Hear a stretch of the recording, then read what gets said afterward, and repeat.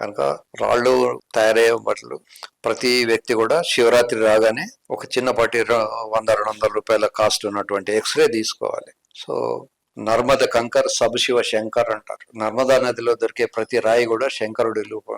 అలాగే ఈ చిన్న చిన్న రాళ్ళు కూడా శివరాత్రికి రాళ్ళు తయారయ్యే వాళ్ళకి లోపల తయారైతాయి. సో ఇవి కూడా ప్రెషియస్ స్టోన్సే. ఎందుకంటే ఒక స్టోన్ బయటకు రావాలంటే 40,000-50,000 ఖర్చు అవుతుంటుంది. సో ప్రెషియస్ స్టోన్స్ ఉన్నాయా లేవా, చిన్నగా ఉన్నప్పుడు తీయడం ఈజీ ఉంటుంది, సైజు పెరిగిన కొద్దీ ప్రాబ్లమ్స్ పెరుగుతుంటాయి, సర్జరీలు చేయడం కూడా ఇబ్బంది అవుతుంటుంది. కనుక ప్రతి వ్యక్తి ఒకసారి రాయి వచ్చిందంటే మళ్ళీ మళ్ళీ రాయి వచ్చే అవకాశాలు ఉంటాయి.